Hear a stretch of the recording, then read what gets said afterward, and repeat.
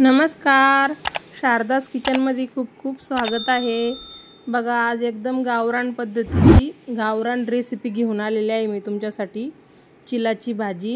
ही भाजी ना खूपच छान होते आणि आरोग्यासाठी एकदम उत्तम असते। तर चला ही रेसिपी सुरू करूया। हे बघा, गावाकडून मी चिलाची भाजी आणली होती। शेतात गेले होते तर शेतातून आणलेली भाजी बघा, मस्त निसून ठेवली होती। आता हिला मी बारीक कट करून घेणार आहे।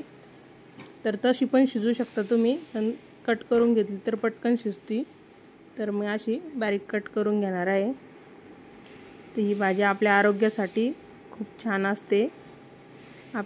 यामध्ये विटामिन ते सगळे भरपूर गुणधर्म असतात या भाजीचे। अशी बारीक कट करून घेतलेली आहे बघा। आता आपल्याला स्वच्छ 2-3 पाण्याने धुवून कढईमध्ये मी शिजायला टाकणार आहे। 3-4 पाण्याने धुतलेले आहे मी आणि कढईमध्ये 1 ग्लासभर पाणी गरम व्हायला ठेवलं होतं। त्यामध्ये आपल्याला आता ही भाजी 5-10 मिनिटासाठी शिजवून घ्यायची आहे।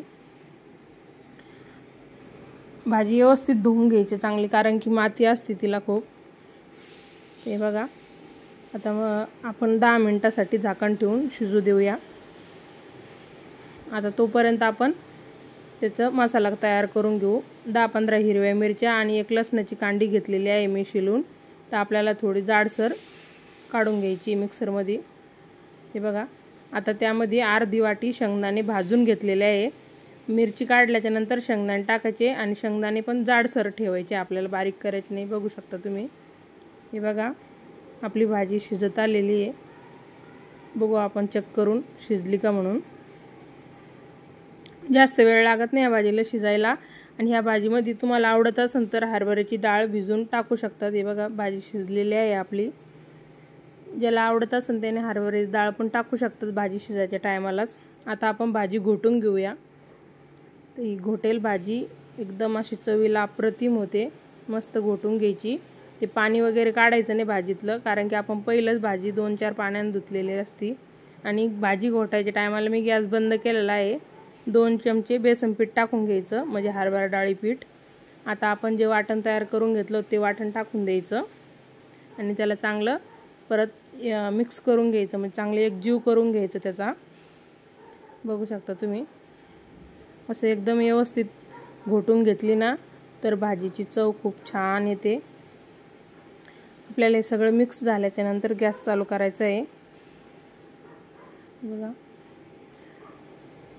घोटायला पण जास्त जड जात नाही भाजी, खूप लवकर शिजते आणि लवकर घोटल्या जाते मस्त। आता आपण गॅस चालू करून घेऊ आणि आता पाणी टाकायचं। तर तुम्हाला किती पतली हवी आहे, किती घट्ट हवी, त्यानुसार तुम्ही पाणी टाकू शकतात। तर मी इथं थोडी मीडियम साईजमध्ये बनवते, जास्त घट्ट बी नाही आणि जास्त पतली पण नाही। तर आता हे बघा, अशा पद्धतीनं मी पाणी टाकून घेतलेलं आहे 1 ते 1.5 ग्लास। आता शिजून ही घट्ट होणार आहे।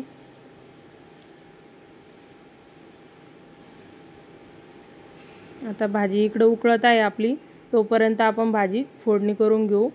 कारण की इथं आपण भाजीला आतापर्यंत तेल वापरलेलं नाही, म्हणजे आपल्याला भरपूर 1.5 चमचा मी तेल टाकलेलं आहे, म्हणजे 1.5 पळी। आता इकडं मी तडका पॅन घेतलेला आहे, त्यामध्ये तेल गरम झालं, अर्धा चमचा जिरे टाकले आणि 1 लसणाची कांडी शिलून आणि बारीक कट करून घेतली ती टाकली। अशी भाजीला वरून जर तडका दिला ना फोडणी, तर खूपच छान असं मस्त चरका बसतो भाजीला। आपल्या आई आजी असं तडका द्यायची बघा वरून भाजीला लसणाचा, तर ती भाजी खूपच छान होते। तर मी अशाच पद्धतीनं हिरवी भाजी असेल तर करत असते। तर तुम्हाला माझी ही पद्धत कशी वाटते कमेंट करून सांगा। मस्त तडका बसलेला आहे आपल्या भाजीला, झाकण ठेवायचं 5 मिनटं तसंच। बघा किती मस्त वास तर इतका छान येतोय ना, खूप छान। आणि हिरव्या भाजीला लसूण कधीच्याला थोडासा जास्त वापरायचा, भाजीची चव डबल होते।